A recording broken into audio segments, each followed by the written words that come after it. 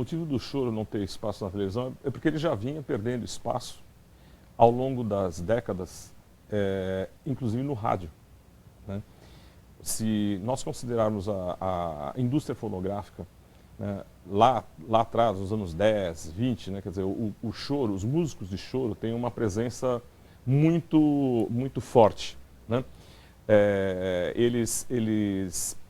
No princípio, nas primeiras gravações, a gente tem a música instrumental com uma grande proporção, né, na Casa Edson e nos selos contemporâneos a eles ali, nos anos 10 e 20. Aí, na medida que o tempo vai passando, isso é interessante, quer dizer, a indústria fonográfica, ela vai, evidentemente, querendo faturar, né? É uma empresa, é uma indústria, né? E, nesse sentido, aquilo que é mais popular, aquilo que é mais fácil de se ouvir é o canto, né? Então, na medida que o tempo vai passando, a indústria fonográfica vai explorando mais o canto, e o canto vai ganhando espaço. Depois com o rádio também usa muito a música instrumental e tudo mais. Mas é inquestionável que na medida que o rádio vai perdendo aquele lado elitizado, né, o canto popular, né, não só o canto erudito, o canto lírico, mas o canto popular vai ganhando, então, amplitude e tal. E aí é inevitável, os músicos de choro, né, a música instrumental, ela acaba se tornando um acompanhante, boa parte do tempo, desses cantores. Então, quando chegam as grandes vozes da era do rádio, né, Chico Viola, né, Francisco Alves, Orlando Silva, né, Silvio Caldas, esse pessoal todo, em verdade eles vão ser acompanhados de grandes músicos de choro, né? Os regionais, as rádios vão contratar os músicos, são chorões, né? E aí é aquele negócio, infelizmente o choro ele vai perdendo o espaço enquanto veiculação, né, propriamente dito, não que suma, ele perde espaço, né? E ao mesmo tempo, em contraposição, a música cantada vai tendo esse espaço ampliado, né? E depois, com o advento da televisão, então a linguagem é outra, a gente vai estar em outro tempo, nos anos 50 e tal. São outras demandas, o mercado está alterado já, porque é uma coisa pós-Segunda Guerra Mundial. As multinacionais da música também têm outras vertentes e infelizmente isso é prejudicial ao chorão, né? Que ele fica muito restrito mesmo a essa coisa da rádio, porque a rádio ainda continua tendo um papel importante, né? Mas já é menos do que acontecia antes, né? E eu insisto, isso de modo geral para a música instrumental, tá? Efetivamente é isso que acontece, quer dizer, então o choro ele vai sobreviver, ele nunca morre, né? Isso é muito claro. Ele nunca morre, mas ele vai sobreviver exatamente assim, nos quintais, nos botecos, e continua sendo uma música de agregar pessoas, né? Isso é que é uma coisa, a característica dele desde sempre, é genético isso nele, né? O choro é uma música que agrega, né? Você bota as pessoas para tocar, sempre num ambiente que você tem comida, né? Que é uma coisa muito curiosa, que é essa coisa do sarau, né? O chorão tem muito a ver com essa ideia do sarau e tal. Mas enfim, quer dizer, então o choro acaba sobrevivendo sob esse modo, né? Porque a indústria cultural propriamente dita, os discos vão diminuindo as gravações de chorões porque eles vão trabalhar para os grandes nomes que vão vender realmente disco, né? Depois o rádio também vai utilizar os chorões, que eles estão sempre presentes, né? Mas eles acabam ficando numa maneira mais em segundo plano, né? São fundamentais, vão ter muitas pessoas reconhecendo o trabalho deles e tal, mas é difícil em relação ao número de cantores, né, que as pessoas chegar a sair perguntando para as pessoas quantos cantores que as pessoas conhecem em relação à música instrumental, você vai ver uma diferença brutal. Mas o choro é marcante ainda na história da música brasileira, porque Carinhoso, por exemplo, é algo que todo mundo conhece. Pode nem saber de quando foi, mas uma música já da primeira metade do século XX que continua sendo cantada e utilizada em propaganda. É uma coisa, tico-tico no fubá, né? É uma coisa assim, conhecida no mundo inteiro. Enfim, quer dizer, o choro ele está presente, mas ele não está tão presente quanto deveria, especialmente para o grande público, né? Ele acaba vivendo de nichos, né? Isso é um problema, isso é uma coisa muito triste, porque ele deveria ser dividido de uma forma melhor com com o grande público, afinal é uma música popular. É importante também lembrar o seguinte, nos anos 50, a TV Record de São Paulo, né, recebeu o Jacó do Bandolim e ele realizou 2 eventos importantes para o choro, que foram 2 rodas, ele construiu 2 orquestras de choro, reuniu mais de 100 instrumentistas de choro aqui em São Paulo. Nessas 2 rodas, e é importante também lembrar nesse caso que uma pessoa que foi, o Pixinguinha esteve nesses encontros, né?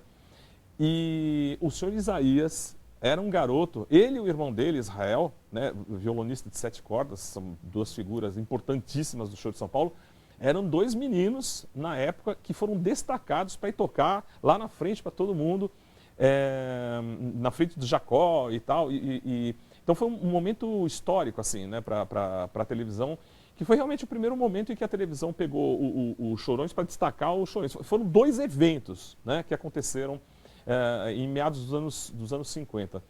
E uma outra coisa, né, sobre televisão e o choro, é verdade, não pode se esquecer, TV Bandeirantes, 1977, 78, os 2 festivais, né, os 2 festivais nacionais do choro, que foram feitas as transmissões para o país todo, né, e foram feitas as transmissões a partir aqui de São Paulo, a TV Bandeirantes. Então, os grandes músicos de choro que daquela época se apresentaram e inclusive teve uma coisa muito interessante, que o universo do choro tem umas coisas assim curiosíssimas, né?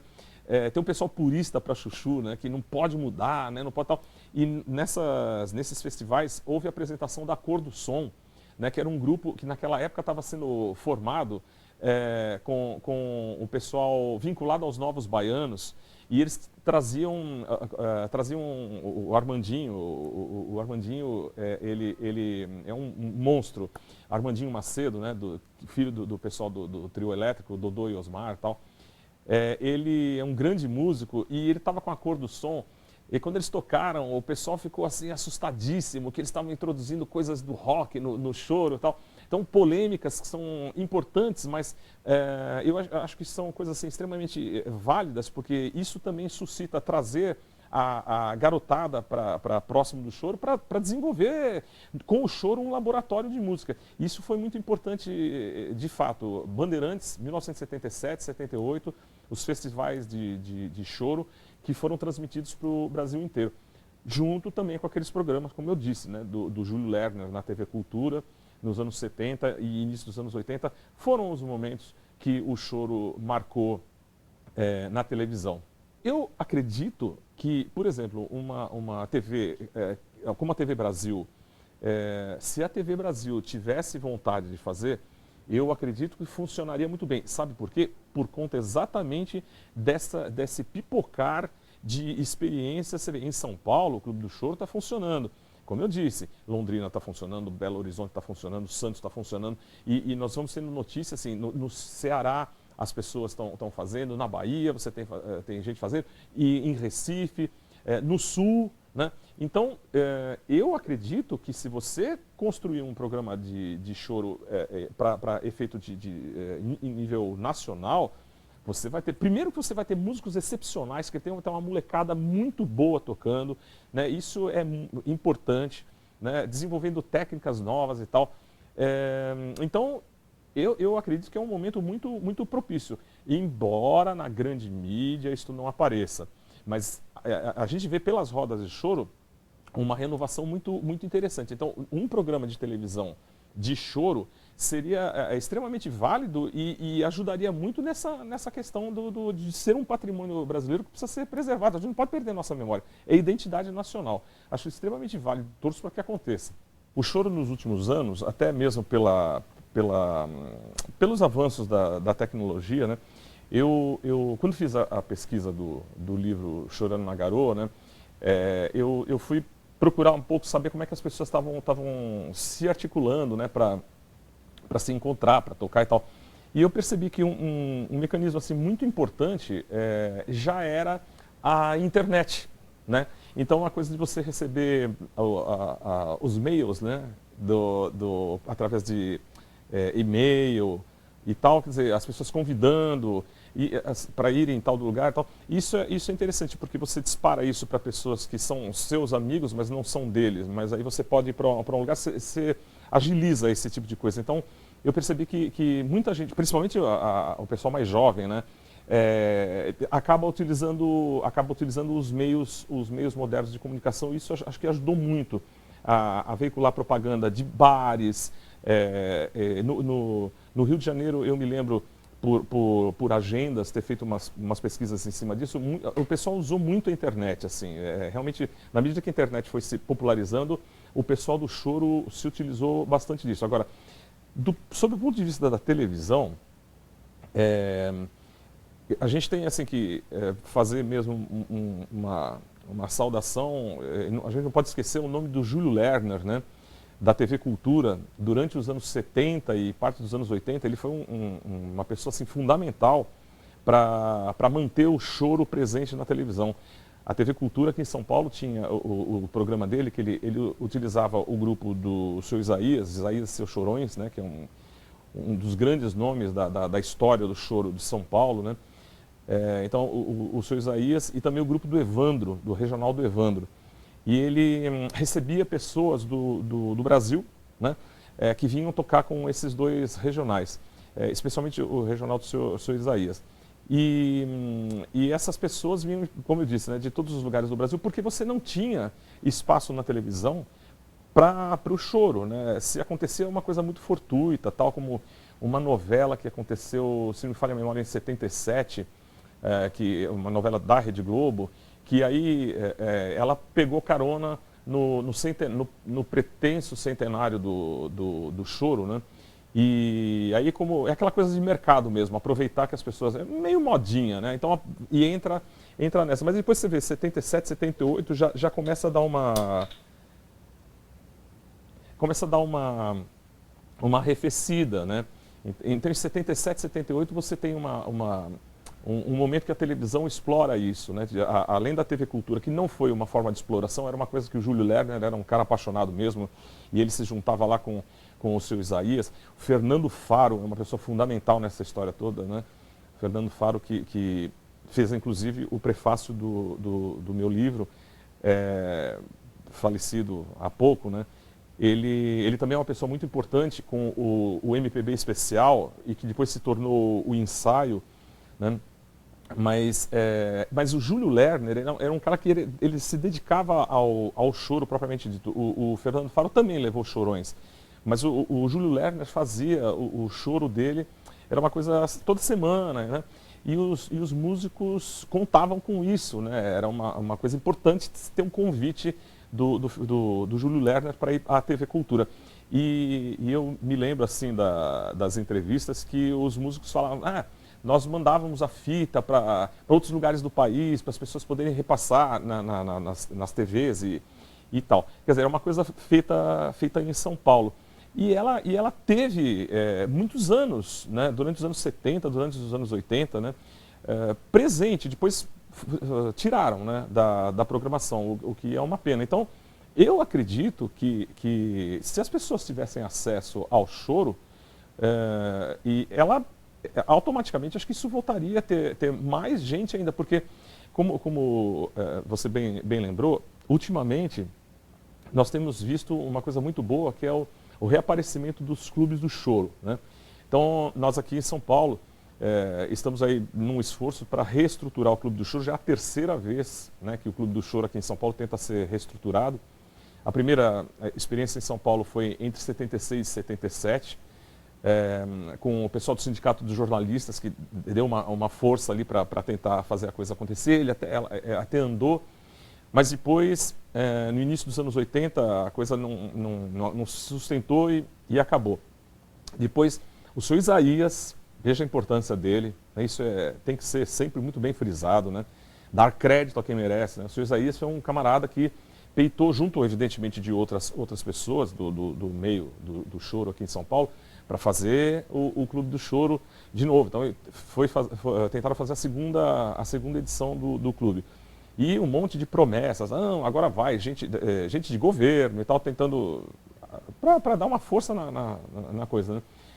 Não foi, né? Não aconteceu. Durou um pouco, né? Foi um suspiro e acabou.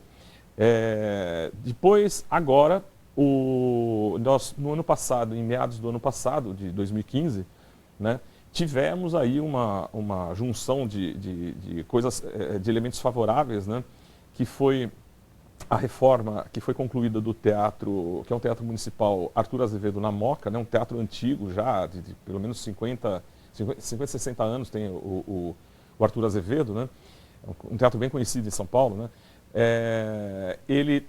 Terminaram a reforma pela Secretaria da Cultura e o prefeito, o Haddad, que é uma pessoa que frequenta saraus e tal, acabou conhecendo os músicos de choro, né? Seresteiros e músicos de choro que andam juntos, eles se confundem, né? E aí pintou a ideia numa dessas, não, a gente precisa ter um clube de choro, porque Brasília tem um clube de choro fantástico, né? Com o Reco, do bandolim e tal. O Rio de Janeiro também passou a ter a Casa do Choro, agora recentemente, né? E Santos, nós aqui em São Paulo temos o Clube do Choro de Santos, que é uma entidade muito representativa. O Clube do Choro de Santos tem, inclusive, uma escola, isso é fantástico, né? Uma escola de choro para crianças, né? Escola de Choro e Cidadania Luizinho Sete Cordas, que é um grande músico paulista, né?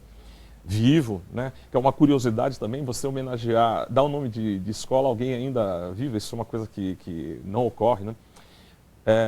Então, nós temos assim, Londrina parece que tá voltando com a força, o Clube do Choro de Belo Horizonte tem aí 10 anos de atividade, enfim.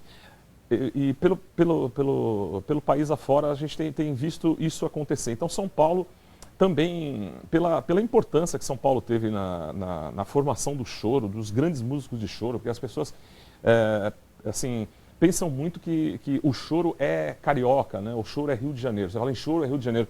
Não, isso é engano. Na verdade, o Rio de Janeiro ele tem historicamente a marca de ser a capital do choro, porque ele era a capital também, a capital do Império, né? Então era para onde tudo convergia.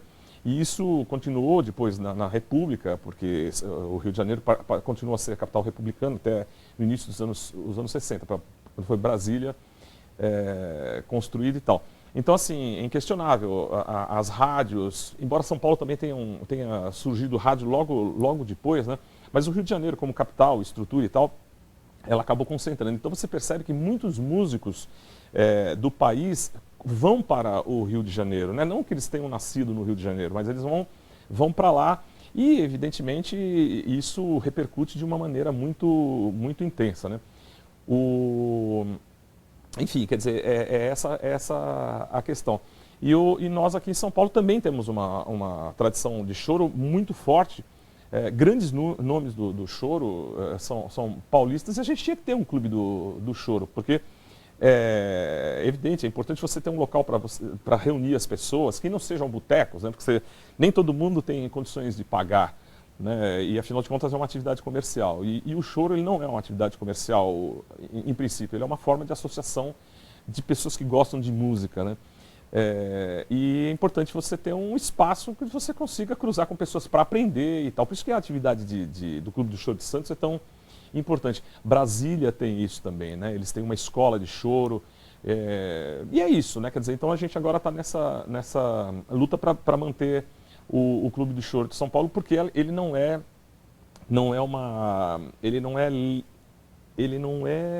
uma política de Estado. Ele é uma política de governo. Então, saindo o Haddad, será que ele continua? Então, nós precisamos manter a organização para conseguir fazer pressão para o poder público manter o espaço, senão a gente volta naquela condição, vai rachar tudo de novo. E o Clube do Choro tem tido uma coisa muito interessante, assim, exatamente de reunir as pessoas, né? Porque você tem um ponto de encontro, tem sempre uma roda de fim de semana, de sábado, né? As pessoas se encontram ali. Todo primeiro final de semana em São Paulo, você vai ao Teatro Arthur Azevedo, você tem shows com excelentes shows de graça, né? E palestras, eu mesmo fiz a primeira palestra lá no Clube de Choro há um mês, workshops muito bons, assim, o Luizinho Sete Cordas já fez o workshop, o Hamilton de Holanda já fez o workshop, quer dizer, então estamos caminhando, né, para exatamente manter a atividade do clube. Agora esperamos que o próximo prefeito faça isso, né, porque isso vai ajudar muito, né. Em 2009, o Clube do Choro de Santos, né, o doutor Luizinho, que é um poeta, jurista, ele ali com o pessoal, com o Marcelo, o pessoal do Clube do Choro de Santos, pensaram, né, eles pensaram, por que São Paulo também não ter uma data? Porque a data nacional, 23 de abril, a data nacional do choro é o aniversário de Pixinguinha, né, São Pixinguinha. Então, o que se pensou foi, vamos fazer uma data para São Paulo também exatamente nesse sentido, para que você comece a marcar pontos que chame a atenção mesmo e institua homenagens para quem deve ser homenageado e tal. E aí foi então, pensado o papel do garoto, né, Aníbal Augusto Sardinha, que foi um monstro, assim. Ele, como um instrumentista, foi um cara extremamente inquieto, né? Desde pequenininho, ele estudou, a gente percebe, esse é o termo, estudar, né? Ele era uma pessoa muito inquieta, ele queria aprender. Ele foi um multi-instrumentista, que você jogava um instrumento de corda na mão dele, o garoto tocava, né? O moleque do banjo primeiro, depois ele cresceu, e aí a moleque não vai ficar muito bom, então fica garoto, né? Vocês alteram muito, mas o nome marcou, né? E ele é uma coisa assim extraordinária, né? Evidentemente, onde ele tocava, ele chamava a atenção. Pequenininho, ele tocou com o Paraguaçu, que foi um nome espetacular assim da música brasileira nos anos 20. Foi um dos poucos músicos que acabou tendo projeção nacional sem sair de São Paulo, Paraguaçu, né? Seresteiro e tal. E o Paraguaçu teve com ele assim grandes músicos, grandes instrumentistas, entre eles o garoto quando era um moleque do banjo ainda, né? E o garoto foi, por estar com o Paraguaçu e depois, evidentemente, como ele tocava muito, outras pessoas começaram a levá-lo para lugares importantes, então as rádios começaram, o garoto logo foi tocar em rádio também e tal. Então ele ganhou projeção, né? E evidentemente qual o destino de quem ganhava projeção aqui em São Paulo? Ir para o Rio de Janeiro, né? Então ele foi para o Rio, foi tocar na Mairique Veiga, enfim, foi tocar na Nacional posteriormente e tal. Mas uma coisa assim muito importante é que ele, para efeito de mídia e marketing, ele foi para os Estados Unidos com Carmen Miranda, né? Então, para você ter uma ideia de como uma coisa, né? Carmen Miranda é quem? Carmen Miranda acho que é a artista mais, vamos dizer, importante, é complicado, mas mais conhecida no mundo, é o brasileiro mais conhecido do mundo, talvez ela dispute com o Pelé, Tom Jobim, mas olha, a Carmen Miranda é parada dura, se você considerar que tudo que ela fez foi 30, 40, 50, quer dizer, ali até a primeira metade do século XX, porque logo ela, infelizmente, veio a falecer e tal, e ela, assim, todo mundo conhece a Carmen Miranda, você vê a projeção de cinematográfica, até hoje, aquela coisa estereotipada da baiana e tudo mais, você vê jogo de basquete, os caras americanos, os caras têm umas coisas, de repente tem lá uma pessoa meio que vestida com Carmen Miranda para uma propaganda. Tal. Quer dizer, é um negócio impressionante, né? E o garoto foi para os Estados Unidos com ela, né? E quando chegou nos Estados Unidos, o impacto dele tocando foi tamanho, né? Passaram por Estados Unidos, Canadá e tal, que ele foi chamado de Senhor Mãos Maravilhosas, né? Só que aí por umas questões aí de relação com contrato e tal, ele acabou não querendo se agregar ao Bando da Lua, né? Que era o grupo da Carmen, né? E também alega-se alguns problemas, porque ele foi casado com uma mulher negra e evidentemente, os Estados Unidos, como um país racista, ele não gostou disso, da forma como foi tratado, tem algumas alegações nesse sentido. Enfim, o fato é que ele acabou não querendo ficar nos Estados Unidos e também não ficou com a Carmen Miranda, né? E voltou para o Brasil fazer esse esquema de músico brasileiro, né? Tocar em rádio e divulgar os trabalhos nas rádios, nas gravadoras, né? Porque eram os dois campos que ele fazia, apresentações que eles faziam, né? Apresentações em teatro, essas coisas assim. Então, o garoto Ele, como eu falei, né, ele é um multi-instrumentista de cordas e tal, e mais do que isso, né, ele foi uma pessoa extremamente inventiva, sempre estudando muito, essa é uma marca do garoto, né, e ele hoje, assim, está muito claro que foi um precursor da bossa nova, né, então, outra vez, essa coisa do Rio, a bossa nova ter nascido no Rio, etc., ok, mas o papel do garoto, enquanto instrumentista, e um cara que fazia determinadas harmonias, foi criando elementos harmônicos e tal, isso num período em que a bossa nova ainda era nada, né? Então, assim, ele é considerado um precursor e ele morreu muito cedo, né? Em 55 ele já tinha ido. E aí você tem essas pessoas que posteriormente vão fazer a bossa nova acabar acontecendo efetivamente, né? João Gilberto, mas o João Gilberto da bossa nova é o João Gilberto de 58. Então o garoto já tinha feito coisas antes de 55, né? Tanto que João Gilberto faz homenagem, ele se refere ao garoto para falar do violão. Tom Jobim também chega a homenagear o garoto. Então, assim, é um cara seminal, né? Quer dizer, ele morre muito cedo, né? Quando ele começa a fazer as pesquisas dele, avançando, começa a fazer não, quando ele avança as pesquisas dele, ele também começa a se aproximar também da música erudita e tal, e morre, né? Então, o que será que aconteceu? Eu fico pensando nisso, né? O que teria acontecido se o garoto tivesse vivo, né? E era um sujeito pouco midiático, né? Não era um cara exposto assim como outros artistas que fizeram claramente um trabalho de marcar, né, a figura e tal. O garoto era um cara muito simples na dele, diríamos assim, né? E um monstro, né? E aí o pessoal do Clube do Choro de Santos houve por bem colocar o garoto como sendo um símbolo assim do músico de São Paulo, né? Garoto nascido entre o Pari e a Luz, né, na Vila Economizadora, que existe até hoje o local, a Vila Economizadora. É possível se passar lá para gravar uma coisa muito, muito interessante. Ainda está relativamente preservado, né, o local ali. E é isso, né? Então o garoto ele foi um marco. Agora, se o Dia do Choro ajuda a divulgar, honestamente, não. Honestamente não. Isso é muito triste, mas eu percebo, nós estamos em junho, mês do choro, portanto, né? Olha, eu agradeço muito a vocês estarem aqui agora, porque eu, como autor de um livro, aliás, o primeiro livro geral sobre o choro em São Paulo, este ano ninguém ainda tinha me procurado. Ano passado ainda tive, por conta inclusive do garoto ter acontecido o centenário dele, né? Que ele é de 1915. Tá. Mas assim, você vê, né, com relação a essa coisa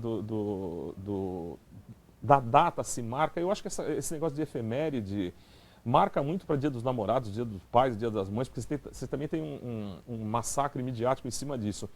Agora, o choro é difícil, ele ainda está muito condicionado a pequenos grupos de pessoas, que é muito triste. Isso é uma luta que a gente tem que insistir para romper e voltar a espalhar, né? Mas data é importante por lembrá-lo, né? E a partir dele lembrar outras pessoas também. O próprio Sr. Isaías, que faz aniversário em junho e tal, aqui em São Paulo, entre outras pessoas importantes. Mas não, as pessoas não lembram. Se você for à sua redação e perguntar para as pessoas qual é a data do choro de São Paulo, o pessoal vai falar: data do choro? Existe isso? Né? Infelizmente é assim, né? O Chorando na Garoa, Memórias Musicais de São Paulo, foi um livro que eu acabei escrevendo exatamente porque, como eu sou professor na área de ciências sociais, embora não seja um livro acadêmico, né, eu frequento rodas de choro e tal, né? Estudei clarinete com o maestro Portinho, que foi uma pessoa importante também durante a história do rádio, né? Tocou no regional do Cláudio Honor Cruz, tocou no regional do Rago aqui em São Paulo. enfim, foi professor, foi professor de clarinete, professor na ULM, onde eu estudei e tal. Então, eu frequentando as rodas de choro, eu percebi exatamente isso, né? Que não se tem, não se tem livros, né? Se você quiser ler sobre o jazz, aqui no Brasil, você tem assim 15, 20 títulos no Brasil, né? Inclusive autores brasileiros escrevendo sobre jazz, né? Legal isso, sem xenofobia, veja bem, eu só estou te contando, né? Você quer saber sobre rock and roll? Nossa, você tropeça assim, é uma coisa... Banca de jornal te oferece fascículos sobre o jazz também, bancas de jornal, né? Agora, sobre o choro, né, o que você tem? Você tem que ir para universidades, e não são muitos, né? Se você considerar o Brasil todo, né? Não são muitos os trabalhos. Se você considerar o Brasil todo, se você considerar que são 150 anos de história, pelo menos, né? Ou seja, é uma aberração, né? E é uma música autenticamente brasileira, né? Quer dizer, o choro, como ele, assim, considera-se 1870 o momento de inauguração do choro, uma data referencial, né? Por conta do Joaquim Antônio Calado e o choro carioca, né? Desenvolver os seus trabalhos, caracterizando os grupos de choro, né? Dois violões, um cavaquinho e um instrumento solista, que no caso era ele, o flautista e tal, autor de Flor Amorosa, etc. Então, 1870, né? Mas todo esse tempo, né, você conta nos dedos os livros que se tornaram, digamos, acessíveis, que foram publicados e tal, para a população. Então, você tem, o primeiro livro é de 1936, né, o livro do Animal. Veja, ele, o apelido dele, Alexandre Pinto, era um carteiro, cavaquinista e violonista, um sujeito humilde, um carteiro. Você imagina um carteiro que já estava se aposentando naquele período, né?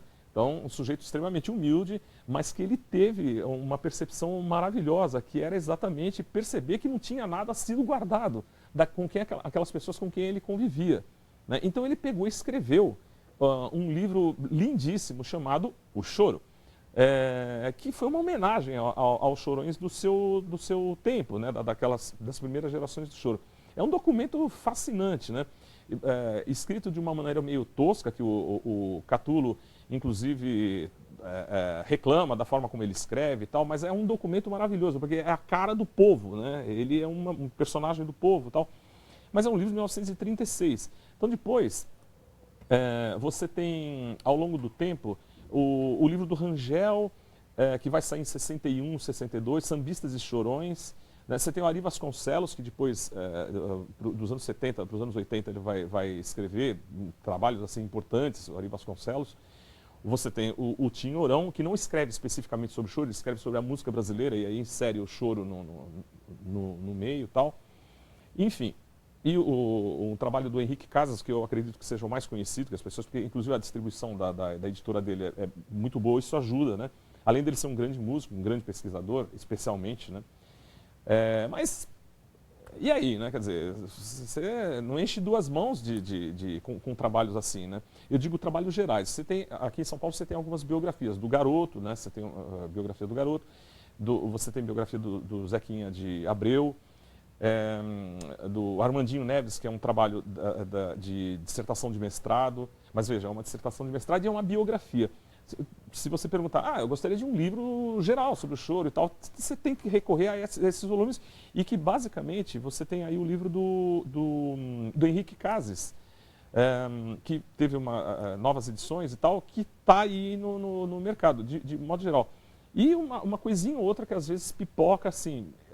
Isso é um absurdo, né? Tinha que ter muita coisa, porque afinal você está falando do livro de um gênero que é o gênero que claramente para mim, olhando assim como uma pessoa das ciências sociais, né, que trabalha com as ciências sociais, é uma clara demonstração que a gente tem do povo tentar fazer uma música brasileira, né? 1870 o Brasil não sabia nem o que ele era, ele tinha recentemente se tornado independente, né?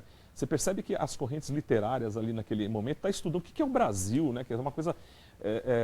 olha, Nós fizemos a Semana da Arte Moderna aqui em São Paulo em 22 para comemorar o centenário. O centenário era Tupi or not Tupi, quer dizer, você estava procurando saber o que era o Brasil. Então você imagina o que é isso em 1870. Quer dizer, o choro é uma música, é uma busca musical do povo, né? Então isso tem que ter muito respeito, é um patrimônio que precisa ser preservado, né?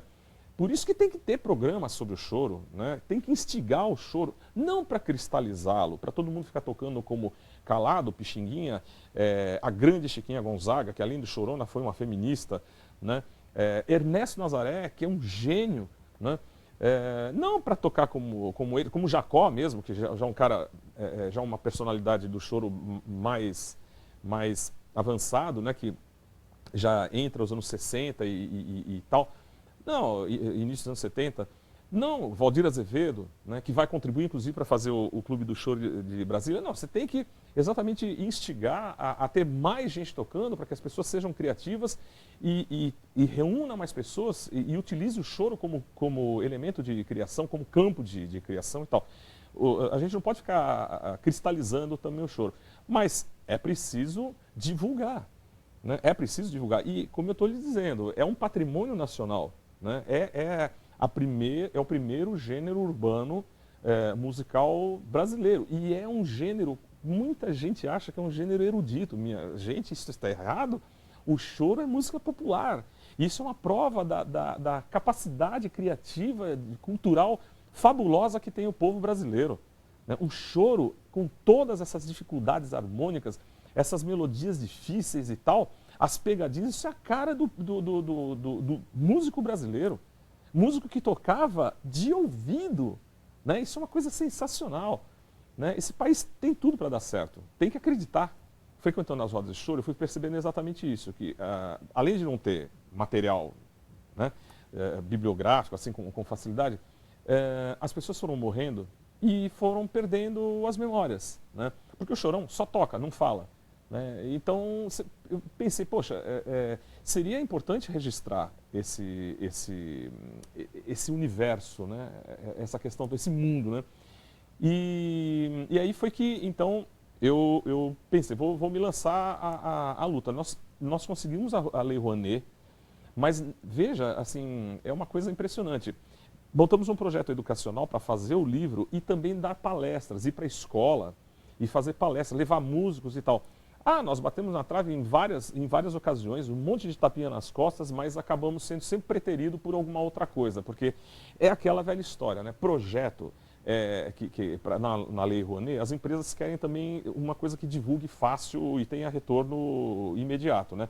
E choro é aquela velha história, quem que vai querer choro? É coisa de velho, né? E tal. Então, tem uma série de preconceitos em cima disso. E a gente acabou sendo preterido. Então, o que aconteceu? Nós passamos 2 anos, não conseguimos captar recursos, e aí eu acabei bancando o livro, né, numa tiragem pequena e tal. E então aconteceu uma coisa fantástica, né? A minha esposa, os meus meninos iam vendendo o livro, assim, porque os meus garotos estudavam música, né, na Escola Municipal de Música e tal, piano. E aí a gente foi vendendo os livros e um belo dia descobrimos que o livro foi parar no Teatro Municipal. E alguém lá do Teatro Municipal, que gosta de choro, pegou o livro, leu e ligou, perguntando se eu não tinha interesse de fazer uma tiragem curta para fazer um evento em homenagem ao choro aqui em São Paulo, homenageando ao senhor Isaías, né, que estaria fazendo 60 anos de carreira. Nossa, eu achei aquilo maravilhoso. Imagina, um convite do Teatro Municipal para publicar um livro com o selo do Teatro Municipal e tal. Nós então fizemos esse acordo e eu tive essa honra, né, de ter o trabalho. Depois de tanto ter apanhado, aconteceu uma coisa dessa, né? As pessoas leram, acharam que valia a pena, porque são 530 páginas. Isso é importante lembrar. A gente tem 42 memórias de músicos e pessoas envolvidas com as rodas de choro e tal. Aqui de São Paulo, né? Mas pelo menos 1/3 do livro ele tenta ser didático no sentido de explicar o que é o choro, quais foram os gêneros que o influenciaram, o que foram importantes para formar o choro, né? os grandes músicos, contamos a história dos músicos pelo Brasil, não há nenhum problema, não há um livro bairrista, né? É um livro que fala sobre o Brasil mesmo, né?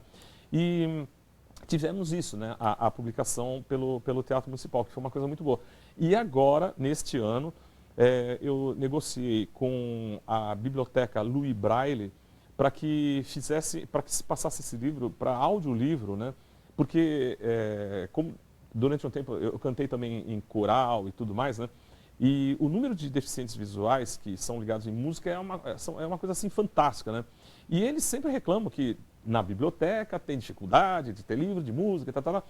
Então eu falei, por que não, né? E o pessoal da Biblioteca Louis Braille do Centro Cultural resolveu fazer o livro, né? Porque quando nós fizemos o livro pelo Teatro Municipal, o que eu combinei com eles é que eles colocassem os livros em bibliotecas públicas, que era uma ideia que eu tinha lá pela Rouanet, né? Então eles colocaram o livro nas bibliotecas públicas, foi parar no Centro Cultural, o pessoal viu e topou fazer. Então o livro acabou se tornando então, o primeiro audiolivro de choro do Brasil. Eu não tinha pensado nisso, depois que vieram me falar, o pessoal da revista do Choro do Rio de Janeiro, que foi quem citou isso, né? Então eu fico muito contente, porque agora esse pessoal, eu cedi os direitos para o pessoal da Biblioteca Braille, né? Não tem interesse que o audiolivro vá rodar para mão das pessoas ficarem ouvindo, não, quero que as pessoas leiam na plataforma papel, né? E o audiolivro ficou lá para o pessoal de deficiência visual. Mas é isso, né? Então o livro acabou tendo uma caminhada que me deixou muito contente, né?